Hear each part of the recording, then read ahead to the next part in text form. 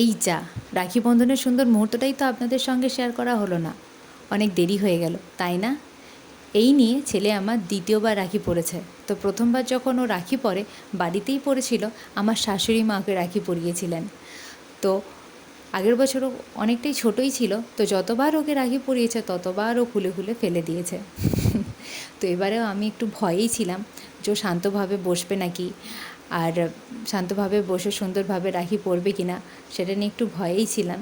তো দেখেছেন তো ও কত সুন্দরভাবে বসেছে। আর বসে খুব ভালোভাবে ও রাখিটা পরেও নিয়েছে। ওর এই সুন্দরভাবে বসে থাকাটাই না আমাকে বেশ মিষ্টি লেগেছে দেখতে।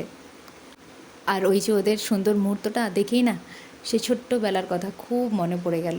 আমরাও যখন ছোট ছিলাম ঠিক এভাবেই সকাল সকাল ঘুম থেকে উঠে স্নান সেরে বাড়ির সবাইকে রাখি পরিয়ে দিতাম। তারপরে স্কুল টিউশন যেতাম। সম্ভবত ওই দিন স্কুল ছুটিই থাকতো।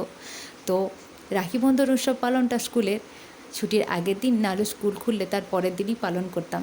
কিন্তু টিউশনে ওই দিনই রাখি বন্ধন উৎসব পালন করতাম।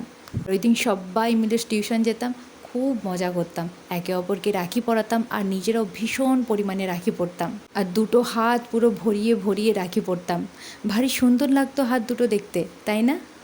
এত সুন্দর হাত ভর্তি রাখি দেখে না একদম খুলতে মন করতো না, কিন্তু যখনই খুলতাম খুব যত্ন করে রাখিগুলোকে রেখে দিতাম।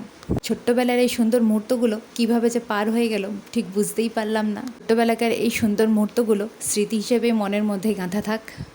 আচ্ছা, আপনাদের সবার কেমন রাখি কেটেছে একবার বলুন তো।